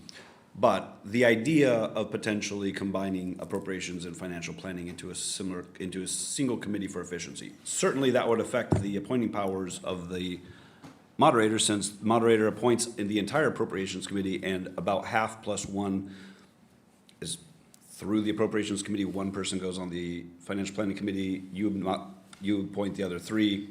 If your question is, am I What- open to what's that? do you have thoughts about that you'd like to share? Well, all I can say is I'm open. I'm not going to be dismissive of it, but I would probably want to explore other communities that maybe have that in place, to see how it operates, to see whether it's more beneficial than the current configuration that we have.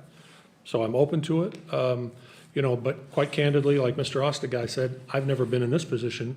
I've been in a lot of other positions. I've never been in this one, and I wish Mr. George had been able to make it, because I would have learned so much about how this operates now. So anyway, I'm open to it. I would explore it to see how it's operational in other communities, and take it from there. Mr. Ostagai? I have no further No questions? All right. I have no wrap-up on that. I think we've covered that pretty good, so you want to move to topic number 2? Sure. And I just note that topic number 2 is efficiency, anyway. It is efficiency, improving town meeting efficiency. So my opening statement on improving town meeting efficiency. Look, my elephant in the room is what happened last week. If you watched or were there, look, I got 2 out of 7 passed, so it's not like it was a complete waste of time. But it was generally not well received by the 100 or 110 that were left in the room when it finally came on night 3 at 10 o'clock at night for me to get up and do my presentations. So I just want to open and say, what I had intended was just what this topic is to improve the efficiency of town meeting. This was not an attempted power grab. This is me paying attention to the details. I put a post out online saying, look at night 1, we moved a report from Article 63 to the first thing of the meeting. Moderator didn't say anything, didn't say, hey, this is a report that normally would be in 63. We need to move it now because maybe there's people out the door trying to get in still for the White Cliffs vote, or the school committee people are here and they want to go home and they want to report now.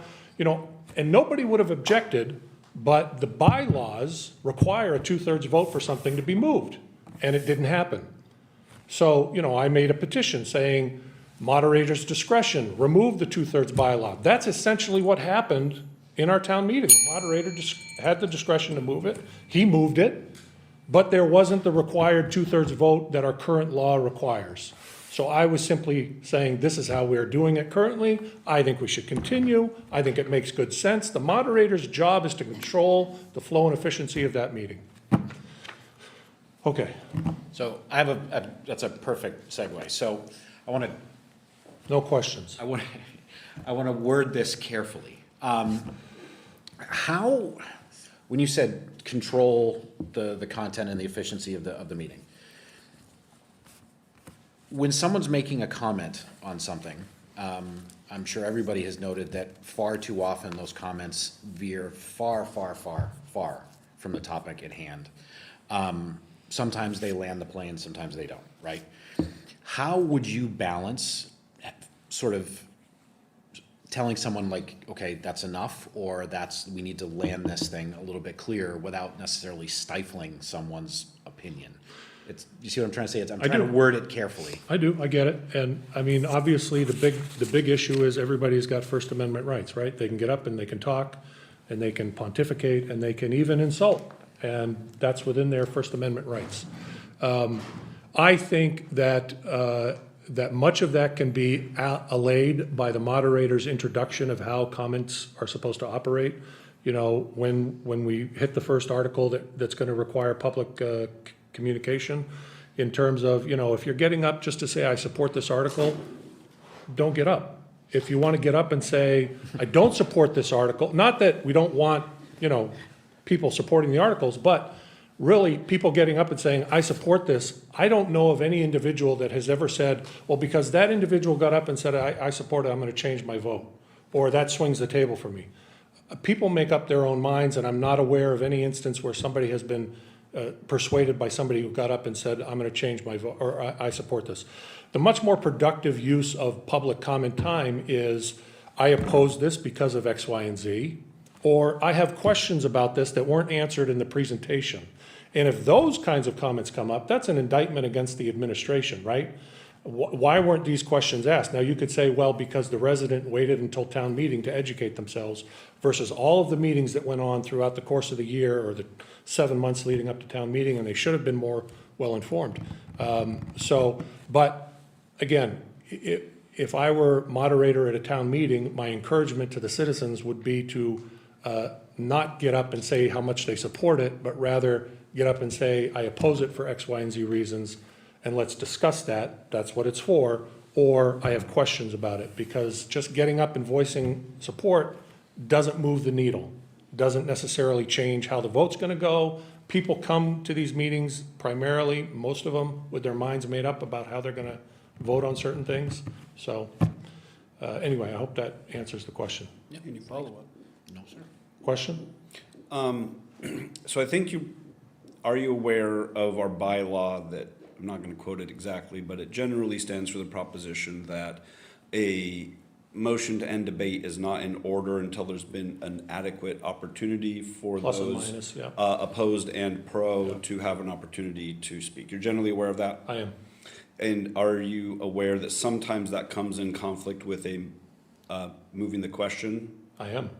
I can tell you, I mean, if I can interrupt your Yes. question, I can tell you adamantly that, were I moderator at a town meeting, I would communicate to those present that I will not entertain a motion to move the question unless somebody's at a microphone, number one. I don't like, and I don't think it's appropriate for people to shout from their seats, move the question, and then to have that acted on, which I've seen in our recent town meetings. It's happened. Number one. Number two, I would educate the individuals because, again, you heard at this last town meeting, under Mass General Law, that the moderator is giving broad discretion about how he operates the town meeting. And I would say that it would be my policy that even if a motion to move the question is made, my understanding, and I would confirm with town council, but I'm pretty confident in my understanding, is that it's a procedural motion. It is not a thou shalt immediately consider the move the question motion. That is a question for the moderator then to determine, has there been enough debate, both good and bad, before we move this question? So I've seen in our recent town meetings where the move the question has been vocalized and immediately the moderator has said, we're going to act on that motion. And it kills the debate because if the motion to move the question passes, what do? We have to vote on the article and all debate stops. And I would also, take into account individuals, even if that motion was made at a microphone, but there are 6 other people on the other microphone who haven't spoken yet. I would also take into account that we're not going to act on that motion until we allow these individuals. Maybe we say, all right, these 6 individuals are the last ones that are going to comment before we handle this move the question motion. So anyway, it's really just an easy conversation for the moderator to have with those present to establish the ground rules and to stop what has been a practice of just seat yelling, move the question, and we immediately move the question. Laura, question? Is there anything else that you would see for improving the efficiency of town meeting? So I called into the select board meeting the other night, and one of the comments that I made was I am anxious to eliminate the every article checking with every single board and committee about how they voted up or down. I think we can fast track that by changing the graphics that are on the screen to indicate with a traffic light signal like you proposed. Green, everybody's on board. We have select board, green. We have financial planning, yellow. Okay, yellow means not unanimous. We have appropriations committee, red, totally opposed. We can establish some sort of a color code system that just is up on the screen for people to see, and we don't have to spend, if we have 60 articles and we're spending 30 seconds or a minute on every article to ascertain whether these committees are up and down, that's an extra hour or half an hour or 2 hours that it's unnecessary. It's a graphic on the screen. I think we can move beyond that. So I don't know if that requires a bylaw change or if that's just a discretionary control that the moderator has, but that would be an additional thing that I would do. Thank you. Are we still within our 6 minutes? Oh, I have no idea. probably about done, 6 minutes, so Move on to topic 3 or? probably move on to topic 3. Okay. Right? You want to do topic 3? Sure. Your turn.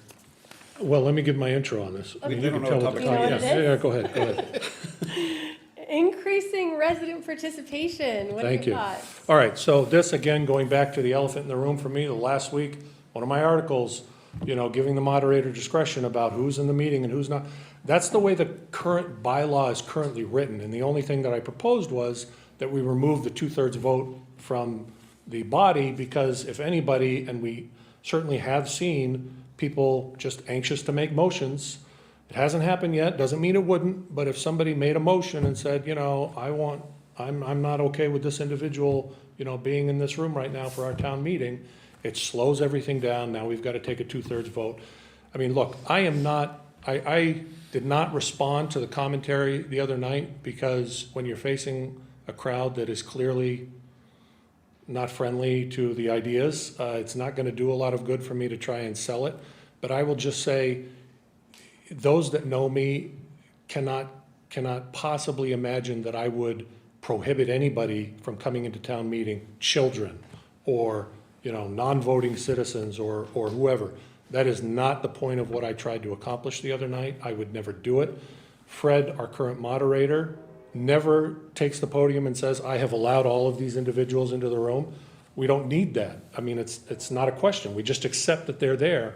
But if the situation ever arises that somebody objects, that we need to question somebody's presence about, their participation or whatever, then we got to take a 2/3 vote. And it's just, again, we heard the select board candidates talk about how arcane our bylaws are. I think it's an arcane bylaw. It's not about taking power away from the people. It's allowing the moderator to run the meeting as efficiently as possible. Anyway. Okay. So So we're on questions Yeah. for increasing resident participation. Okay. Well, that's a question we all have. Yes. How do we do it? Well, look, I think, I guess that's my question. Okay. How do we increase resident participation in town meetings? so I think, I mean, look, at the risk of creating another committee or group or study group, there have been enough calls as a result of what happened last week to maybe suggest that we do need to take a hard look at how we run our current town meeting and whether it's accessible to as many people as want to have operate. I can tell you, looking ahead to the next topic, I don't foresee Northborough ever getting to a point to where people are voting from home. It's not going to happen unless some other community introduces it or some other state introduces it, and we see how it works. Northborough, I think one of John Coderre's famous statements, our former town administrator, Northborough's not going to be the guinea pig on this one. And it's just it's not appropriate for us to spend time or effort to try and figure out how people can vote from home. So if the question of participation is how can I vote without being there, I don't think that's going to happen unless maybe, I think Mitch Cohen got up and said, well, there are some towns that do a representative town meeting. I don't think that, I personally wouldn't want to go to that format.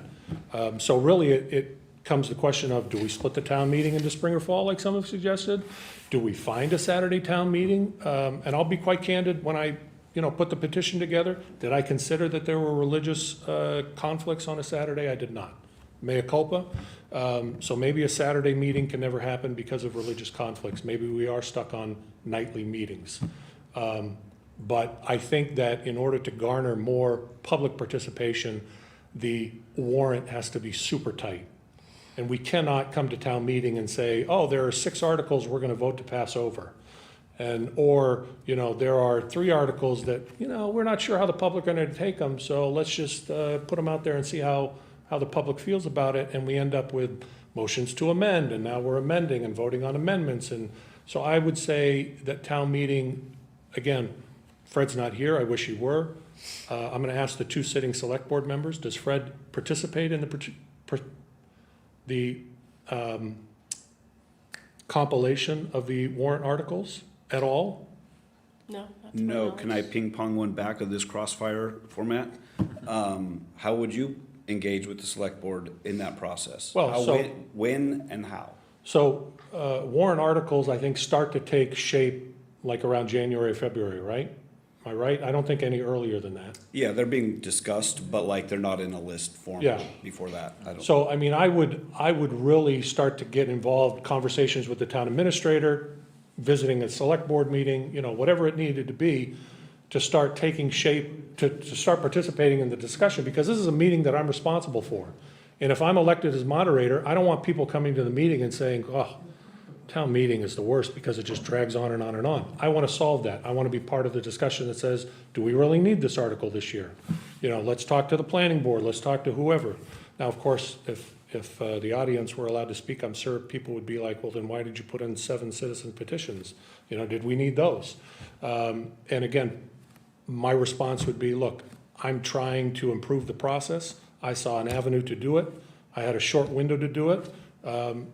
And I got 2 of 7 done. So, I don't view it as a bad thing. I know some people are go through the committees, citizen petitions are a last resort. I don't necessarily agree with that viewpoint. I've seen citizen petitions from time to time in our town. I think it's great to allow citizens the encouragement and knowledge that they can bring this forward without having to get somebody else's permission. So, Questions? Sort of a question, maybe. Do you see any benefit in breaking town meeting up into sort of, if it's going to be multiple nights anyway, ideally it could be fewer multiple nights, but into sort of thematic sections? Love it. The idea that you could potentially have people come on those nights that are most important to them. I'm sure plenty of people have to sit through stuff that, for better or worse, doesn't really matter that much to them. again, one of my citizen petitions, allow the moderator discretion to move an article out of order. That would obviously not occur if we had this collaboration effort in advance, but, without that collaboration effort, and I'm just presented the warrant, And I look at it and I think, why is Article 44 for West Main? That's clearly as popular, in my opinion, as the White Cliffs. You know, people want to know, what are we doing with that property? What are we doing with the downtown? And they moved White Cliffs all the way up to Article 4, but we left 4 West Main at 44. Why? Why? The same people have the same interest in both properties. Why not put it, so if we're talking about thematic nights, you know, town-owned properties are going to be on, you know, whatever night, and we make sure that they're all there. I can't tell you how frustrating or sad or disappointing it is when we get through a big thing and then 800 people walk out or whatever, you know? Any other questions on that No, topic? you've answered mine. Next topic, any closing remarks on that? I No. think you've covered it pretty No. thoroughly, all right. Modernizing through technology, do you have an opening statement?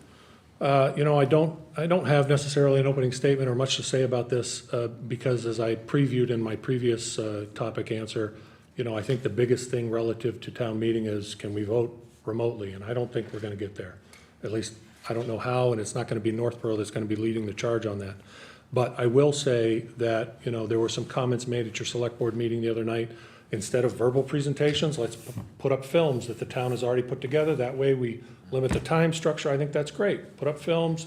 It's a pre-cut film. We know exactly how long it's going to be. It's not going to ramble on and on. Look, I am a huge proponent of technology. I would love to use it however and wherever possible. But in a limited moderator role at town meeting, I mean, it's really just the presentations and the vote tabulation. Now, I will say, and this might be controversial for some, on the first night when we had the abstaining numbers that were revealed, whether through error or on purpose or whatever, I liked it. I liked it.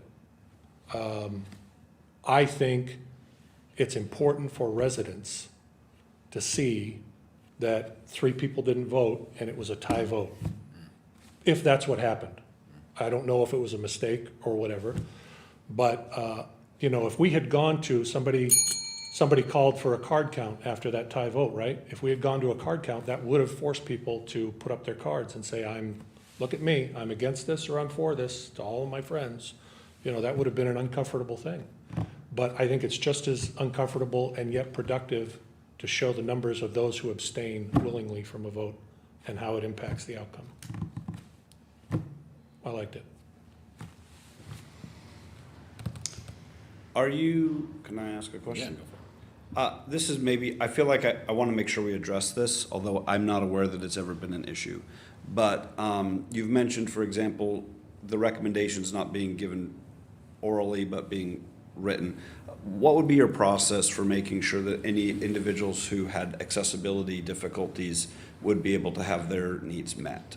I'm not sure today what the process is. I assume we would make sure any accessibility needs were made in terms of, you know, things that come to mind, hearing, vision. There's of course others. Any thoughts on that? So I'm not sure specifically what you're looking for. Are you saying like somebody's at home watching online and they want to make a written amendment to it? I mean, if someone's blind and they can't see your recommendations, how would you make sure that someone with a limitation of some sort can communicate ahead of time and know that that will be taken care of so they can still participate? Well, I think that's where our yellow cards, or whatever color they are, come into play, and maybe asking before a vote is taken, you know, by show of a yellow card in the air, is there somebody that is not familiar with what we're working with or is not aware of the amendment? I mean, obviously, if it's up on the screen and everybody can read it, then everybody knows, but if we have somebody who's got some disability issues, that might be an opportunity for them to just raise their card and say, yeah, I'm not clear on that, for whatever reason. I'm assuming, hopefully, that we would be able to know in advance what sort of limitations we might be dealing with on that night.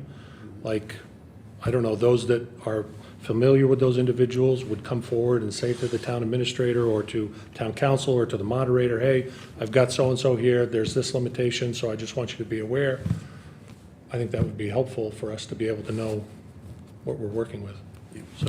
Thanks. And I'm not aware of any situation like that. I can just envision it's possible, and I'd want to make sure anyone who could participate with an accommodation could feel open to reach out and ask for one, and let's take care of it. So you sounds like you'd be willing to do that. Yep. Any other technology Final topic? questions? Final topic. Who's, You're good. Okay, good. All right. Transparency in moderator decisions. So this, again, I think is something that's real easy to do for the moderator. I don't know that it's necessarily been done by our current moderator to the degree that I would probably do it myself, but, you know, there's a lot of, this is the decision I've made and that's what we're gonna go with, and there's not a lot of explanation that follows.